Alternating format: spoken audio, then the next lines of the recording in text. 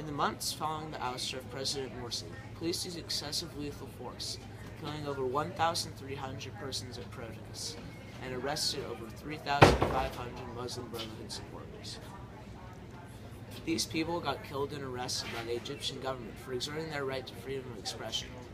Everyone should be able to express themselves freely, especially in their own country, and these people aren't getting that right. Egypt's government needs a major reform to bring in people who support the right of freedom of expression, and to get rid of those who would stop this major right from being accessed. This oppression doesn't need to happen. The press could publish all their works, and people could protest and even be heard by the government. All these shootings and arrests don't need to happen. People could speak their minds without fearing for their safety or for the safety of those around them. People would be able to advocate for other rights that are possibly being violated, and they wouldn't be harmed or detained for it. In the past, there have also been issues with human rights. There have been multiple attempts to stop them, like replacing presidents in other parts of the government, but none of them have helped in the long run. Also, some people in Egypt have created groups to try advocating for themselves, but many people are afraid by what the government has done to people in the past who have protested. They're scared that what happened to the previous protesters could happen to them. Their fears are not misplaced. It's a very real possibility that they could be killed or arrested by the government for protesting. That's why they need some solutions. One thing that could help is a complete government reform. Getting rid of most of the government and people who are opposing freedom of expression could open the way for those who support the right. Also, negotiating with the current Egyptian government could help while a more permanent solution is found.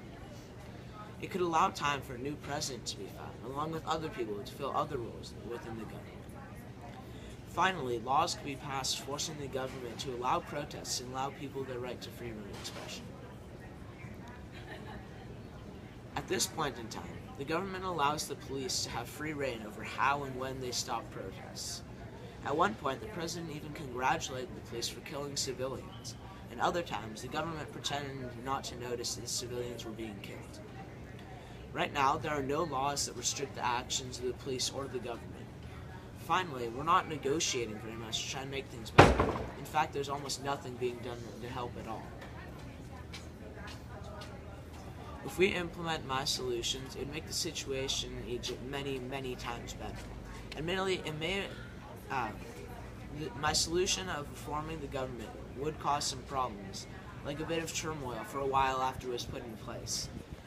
But in the long run, it would be worth it. People of Egypt will be able to express themselves and to protest for other rights that might be oppressed. They would no longer have to fear the police killing and arresting them for stating their opinions or for forming groups to advocate for rights. If we can use these solutions to help, we should try and use them as soon as possible. Help as many people as we can before even more harm trying to get their rights back.